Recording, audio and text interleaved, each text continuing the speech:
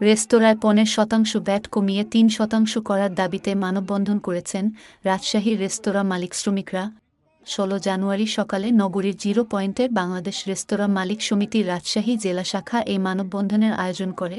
তাদের অন্য দাবিগুলোর মধ্যে রয়েছে স্ট্রিট ফুড সহ সব প্রতিষ্ঠানকে ভ্যাটের আওতায় আনা, সম্পূরক শুল্ক এসডি প্রত্যাহার, ভ্যাট আদায়ের নামে মামলা ও প্রিভেন্টিভ ভীতি প্রদান বন্ধ করা।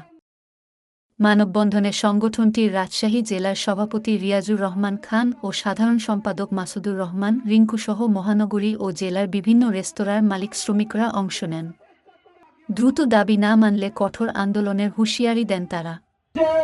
বাংলাদেশের জনগণ আপনাদেরকে সার্বিক সহযোগিতা করেছে।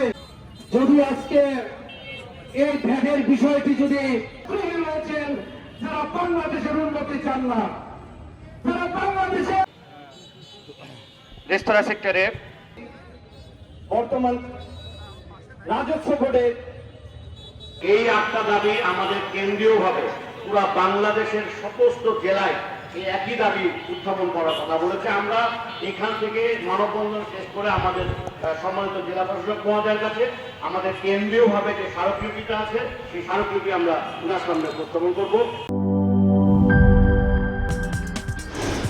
কি boss, vital match, tough opponent, tension? Come on bro, অপোনেন্টকে নিয়ে ভাবার সময় আছে। আসল অলরাউন্ডারের কাজই তো হলো যে কোনো টাফ সিচুয়েশনে টিমকে অলরাউন্ড প্রোটেকশন দেওয়া।